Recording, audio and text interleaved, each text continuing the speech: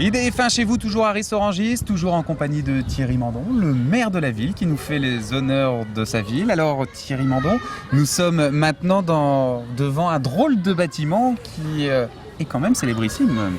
Oui, c'est le fameux plan de Ris-Orangis, plan pub rock, salle de restaurant d'insertion et salle de concert un peu mythique à l'échelle de la banlieue. Alors, Plan, c'est le nom de l'endroit. Question idiote peut-être pour commencer, pourquoi ça s'appelle Plan? Je sais pas. Parce que c'est un lieu qui a démarré avec des ambitions très modestes. C'était un bon plan, voilà, pour déjeuner, pour éventuellement passer un moment sympa avec des copains à boire un verre dans un restaurant qui est devenu une grande salle de concert. Et qui est aujourd'hui un bon plan réputé dans toute l'Essonne, voire dans toute l'Île-de-France pour les concerts. C'est plutôt la scène rock, hein, c'est ça? Oui, c'est ce qu'on appelle les musiques actuelles. C'est principalement le rock. Il y a du rap du break, mais c'est beaucoup de rock.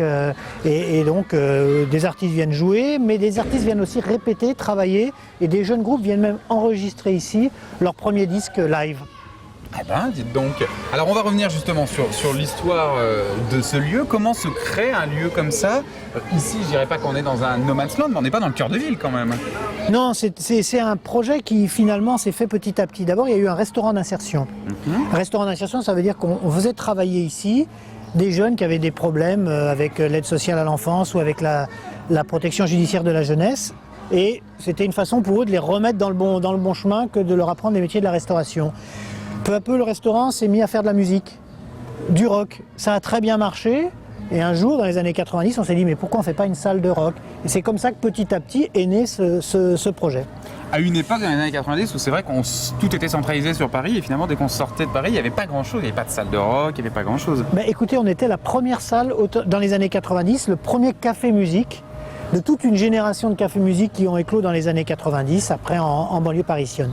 Et on est resté ce lieu un peu innovant en banlieue parisienne. Alors, si j'ai bien compris, le lieu a grandi progressivement, ce qui explique un petit peu ce côté Lego en apparence, de drôle d'architecture, comme si on avait rajouté des pièces progressivement. Oui, c'est exactement. Au début, c'était un mille club, donc c'était vraiment des bâtiments tout simples. Ensuite, il y a eu la salle de rock. Après, on s'est dit c'est vraiment moche l'extérieur, donc on a demandé à des artistes connus de la bande dessinée de venir décorer les murs à l'extérieur et aussi à l'intérieur. Et petit à petit, ça a le visage d'aujourd'hui. Et alors aujourd'hui, évidemment, on vient pour la scène rock, mais pour vous, c'est un rôle social ce lieu. Pour nous, c'est un rôle social très important, c'est que c'est un lieu où les pratiques culturelles en banlieue doivent s'hybrider les unes les autres. En français, ça veut dire que vous avez beaucoup de pratiques aujourd'hui, le rock, le rap, donc la break, le graphe, plein de choses qui naissent en banlieue et qui sont cloisonnées.